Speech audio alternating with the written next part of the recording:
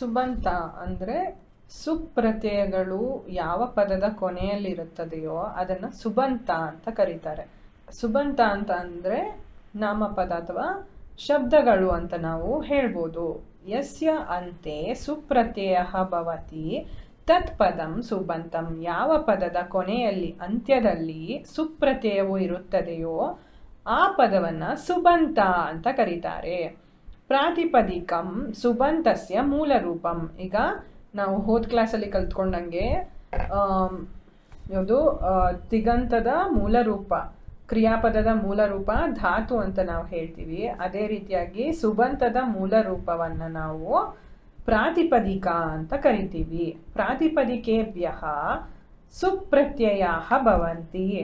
ಪ್ರಾತಿಪದಿಕವು ಸುಬಂತದ ಮೂಲ ರೂಪ ಮತ್ತು ಪ್ರಾತಿಪದಿಕಗಳಿಗೆ ಸುಪ್ರತ್ಯಯಗಳನ್ನು ಜೋಡಿಸಲಾಗುತ್ತದೆ ಅಂತ ಕೂಡ ಇಲ್ಲಿ ಹೇಳಿದ್ದಾರೆ.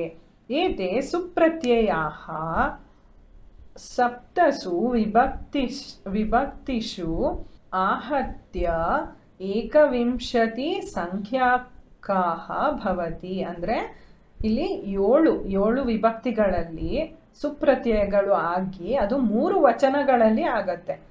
ಸೊ ಎಲ್ಲ ಸೇರಿ ಅದು 21. ಇಲ್ಲೇ ನೀವು ನೋಡ್ಬೋದು, ಏಕವಚನ, ದ್ವಿವಚನ, ಬಹುವಚನ 3 ವಚನಗಳು ಮತ್ತು 7 ವಿಭಕ್ತಿಗಳು ಇಲ್ಲಿ ಇದೆ.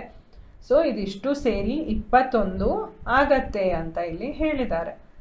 ಅತ್ರ ಕೇಚನ ಸುಬಂತ ಶಬ್ದಾಃ ಪ್ರದತ್ತಾಃ. ಇಲ್ಲಿ ಕೆಲವು ಸುಬಂತ ಶಬ್ದಗಳನ್ನು ಕೊಡಲ್ಪಟ್ಟಿದೆ. ಅವಶ್ಯಂ ಕಂಠಪಾಠ ಕರಣೀಯ.